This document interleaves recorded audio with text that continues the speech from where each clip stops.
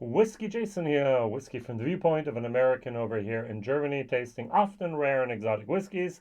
Today I have something that is discontinued. Glenfarclas 18-year-old. This was a travel retail exclusive. 43%, 1 liter bottle is what I have here. Bum, bum, bum. And actually, I wanted to do a video about the Glenfarclas 25 because I thought I had never done it. And then I went online in my archives and searched a little bit. It was like, well, I've done that. So let's just make a comparison between the 25 and the 18. That's my goal today. And for good luck, I'm going to throw in the 15-year-old just to spice things up a little bit because that's the one you should buy. Now, if you're watching this from the United States, they have the 17-year-old, which we don't really have here that often. Our brand that we buy is the 15-year-old because that's the one that has 46%. Now, if you take a look at glenfarclas.com, you will actually see that they have a core range, which is the 10, 40%, the 12, 43%, the 15, 46%, which is good. All right, so you have a 10, 12, and a 15. And then you jump to the 25, and then the 30, and then the 40. Now, a good friend of mine, actually, he helped me at the very beginning of my whiskey career to understand a little bit about Glenfarclas. He actually would go out and only buy Glenfarclas. He said, I found it, I like it, I'm sticking with it. That was, for me, at the beginning of my whiskey journey, confusing. Because I was, new. I want to try something new. Oh, that's new. I want to try it. It's new. A fear of missing out. New. And it was like, no, Jason, nothing new. I like Glenfarclas. I'm going to stick with Glenfarclas. And he would actually go buy a family cask once or twice a year and then just drink it maybe 2-3 times a month. Maybe 4 or 5 times in the evening. He'd actually just maybe pull it out, sit in his armchair, and just enjoy the flavor profile of a beautiful, beautiful whiskey. Now, he did find out that there is a 40-year-old Glenfarclas. And he went searching a little bit online. He went to his, he actually asked some friends and so on.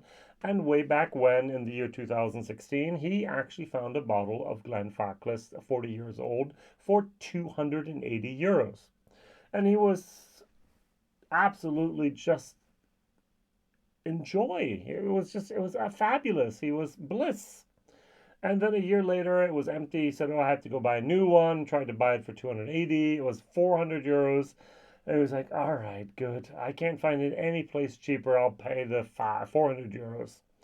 And then a half a year later, he's like, okay, I need a new bottle because next year and so on, Christmas. And I was like, it's like 800 euros now. He said, no, time out, stop. Whiskey's not worth that much. 280 was my limit, and then it was like, okay, I love it, so I'm going to go to 400. Ouch, but no more. And when it kept on going up and up, it was like, okay, stop.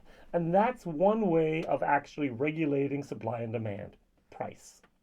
So Glenfarclas basically said, hey, we're going to raise the price, and therefore less people will want to buy the Glenfarclas 40.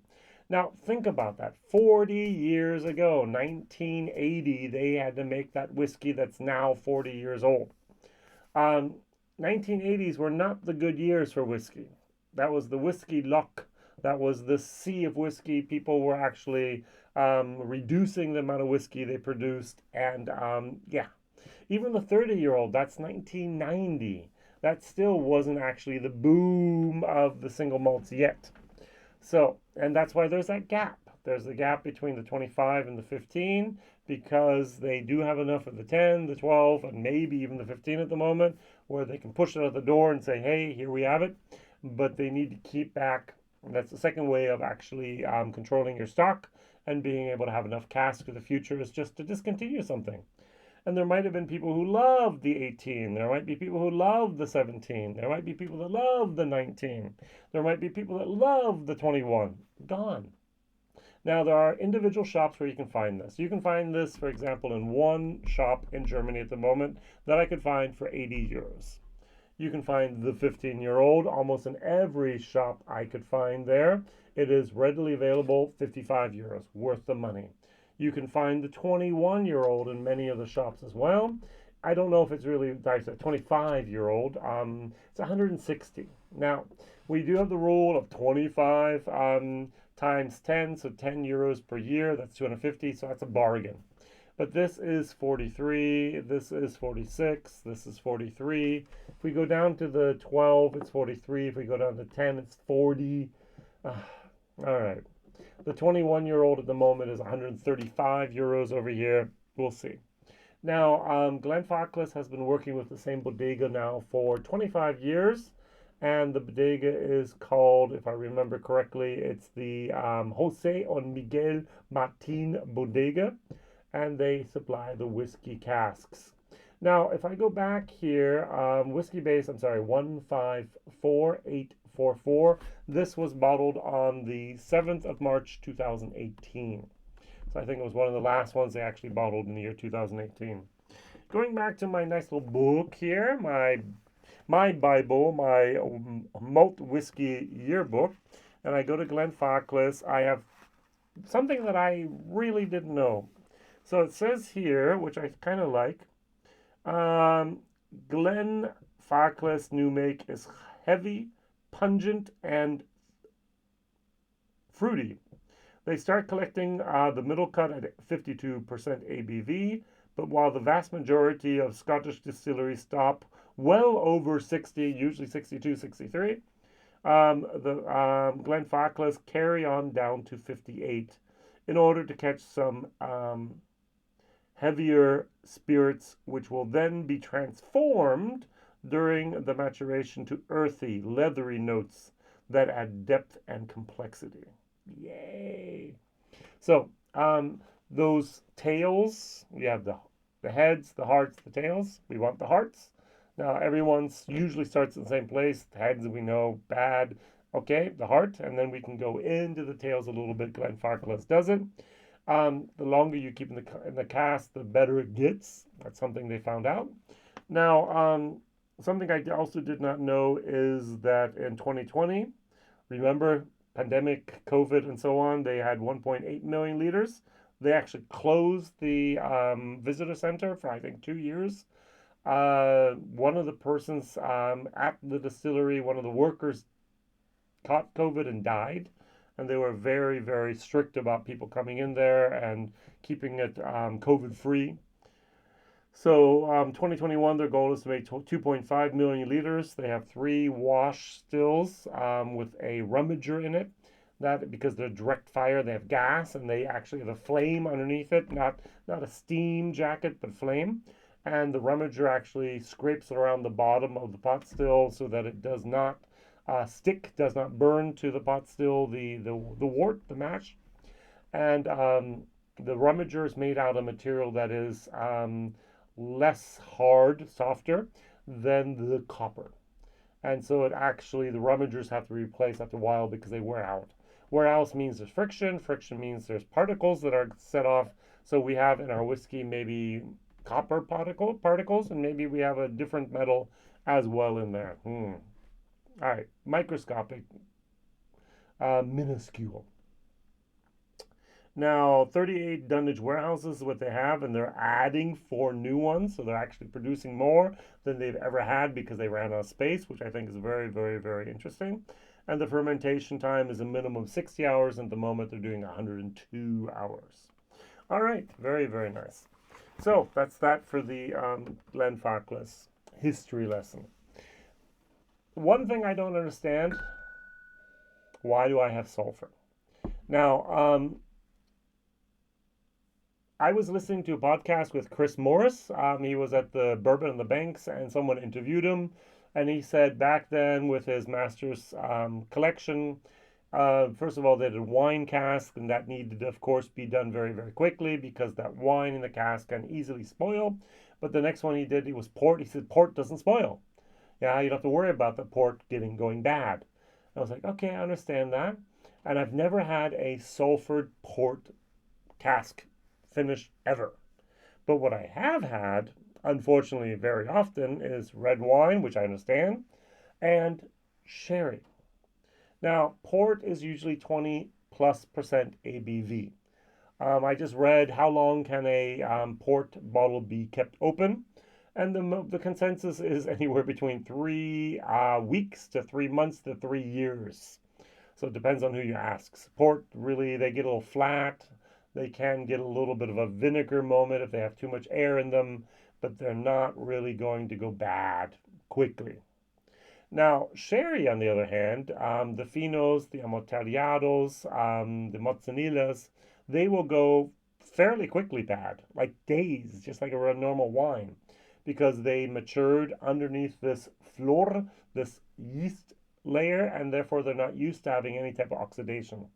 A Pedro Jimenez, a Palo Cortado, a Oloroso, they can stay in the bottle for weeks to months.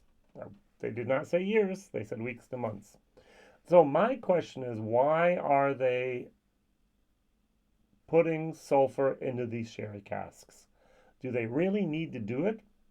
Are they, and that's what I think they're doing, if you send the casks during the fall, winter, and spring months where it's cool, where it's not 100+ degrees Fahrenheit, 40+ degrees Celsius, these casks would actually hopefully make the trip from Spain, from Portugal, in the case of port, all the way to the Spey side of Scotland without having any bad effects.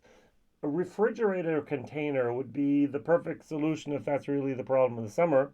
I would rather pay a couple €100 more for a refrigerated container than have it sulfur my whiskey. You can't get it. The sulfur is in the cask. The whiskey absorbs the sulfur. It's passed on along, and that's what I get in the 18-year-old. Now, that's, yeah, camping matches, sulfur. Yeah. I dislike this whiskey.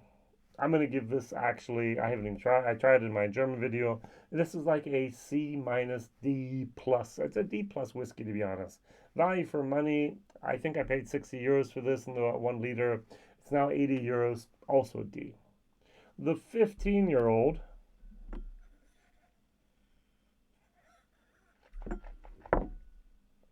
at the moment, €55. Delicious, 46%. No artificial coloring added, non-chilled filtered, excellent stuff. Buy it. That's the one you should go for. The 25-year-old is just amazing. Is it worth €160? We do have the rule, unofficially or unofficially, €10 per year. So this could go for €250 if you wanted to. It's 150. So, and it's luxurious. We have the earthy leather moments. We have a mouthfeel that is just,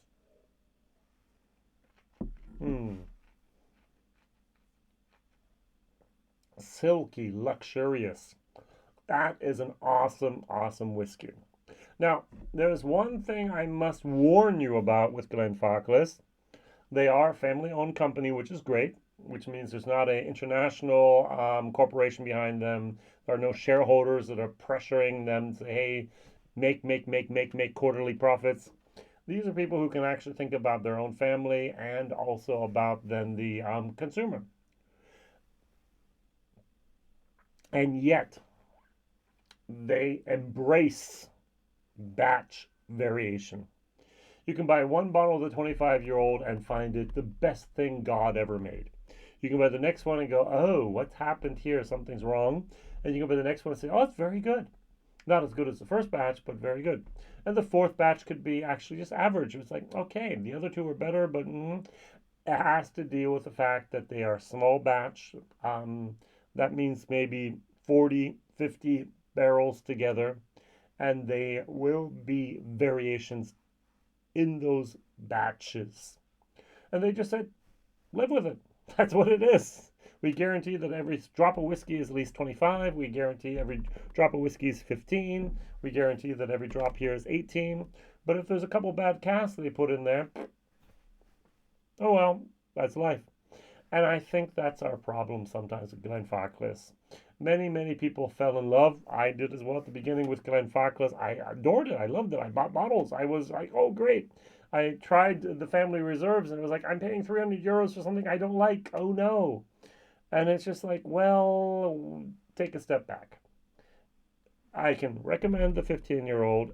I can recommend the 20 and the 25-year-old, usually. And everything else is like a hit and miss. Oh, I forgot one thing. Sorry, Glenfarclas 105. I've had the opportunity for the no age statement, the 11-year-old, and the 22-year-old. Or it might have been a 10-year-old. The 22-year-old was a disappointment. The 10-year-old Glenfarclas 105 was delicious, and the no age statement was good.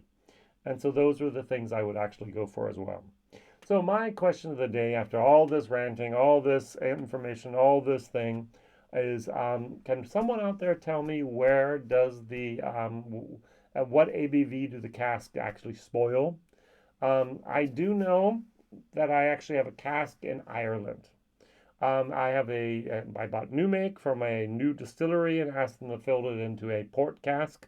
I'm part of their founder cask scheme.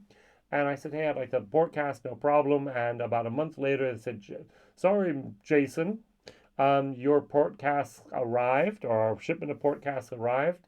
It was in the middle of summer, and they rejected those port casks. They said they had turned bad, they had spoiled. So it can happen. It can happen that in the 100-degree heat and the 40-degree Celsius heat, that a port cask has been left all emptied for 20, let's say 6 to 8 weeks that it takes from Europe, Portugal, Spain, all the way up to Scotland. Those casks can actually go bad. And that's why smart distilleries only buy and fill their fortified wine cask and their red wine, then their wine cask in the fall, winter, and early spring. Because in the summer, they're a little bit iffy and we don't want people putting sulfur in them. Sulfur is bad. Sulfur is something that's not supposed to be, at least sulfur from the cask, not supposed to be in the cask, not supposed to be in the whiskey. All right, what is your favorite Glenfarclas? Mine is the 15-year-old. Many people in the States are going to say 17-year-old. And have you fallen out of love with Glenfarclas as I have, unfortunately? Thank you very much for watching, liking, subscribing, telling others. See you soon. Bye-bye.